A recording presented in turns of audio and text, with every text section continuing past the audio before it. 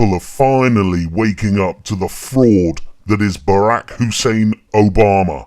Just because he walks with a swoosh, just because he's well spoken, just because he's handsome, just because he's a ballet dancer, just because he's the President of the United States, doesn't mean he is honest, it doesn't mean he has integrity, it doesn't mean that he is a decent person. He is not. He's far, far from that.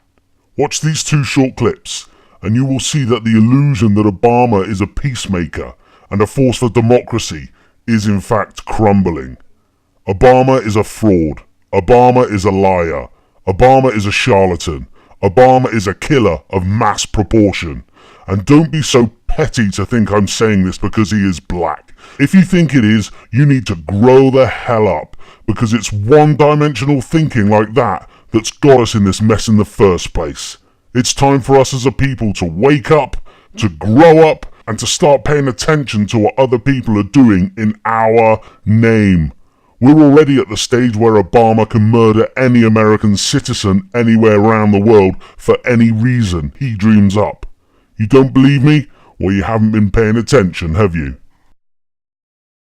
Taoiseach, I think it's important to take this opportunity to bring a bit of balance into the discussions around the visit of the US President and his wife, given the almost unprecedented slobbering over them that the nation has been exposed to over the last number of days. And it's really hard to know which is worse, whether it's the outpourings of the Obamas themselves or the sycophantic fawning over them by sections of the media and the political establishment. We've had separate and special news bulletins by the state broadcaster to tell us what Michelle Obama and her daughters had for lunch in Dublin, but very little questioning of the fact that she was having lunch with Mr. Tax Exile himself.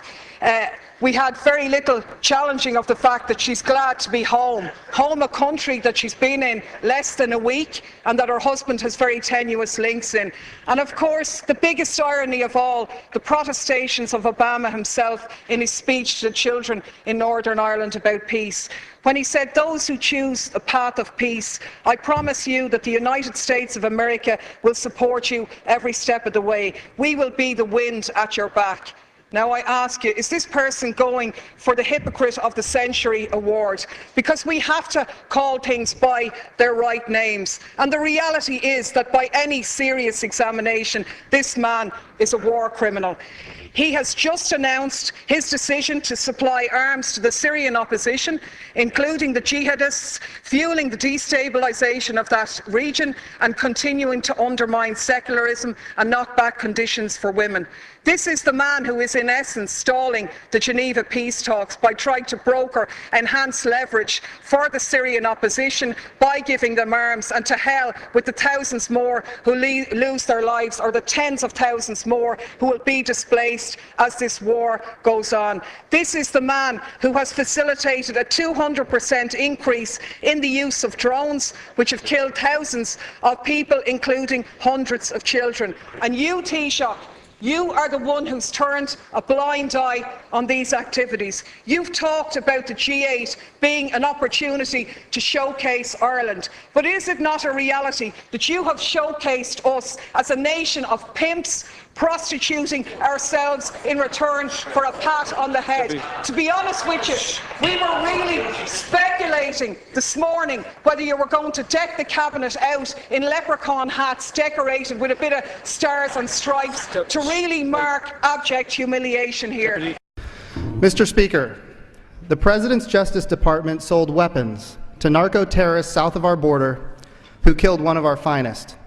The President's State Department lied about Benghazi with false information provided by the White House.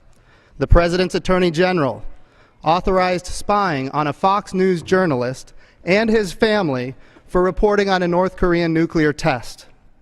The President's Justice Department confiscated phone records of the Associated Press because they reported on a thwarted terrorist attack.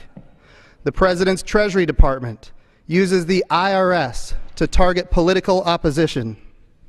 The President's Health and Human Services Secretary pressures the insurance companies she is supposed to regulate to promote Obamacare, which is the same law she uses to force citizens to pay for abortion-inducing drugs against their religious liberties.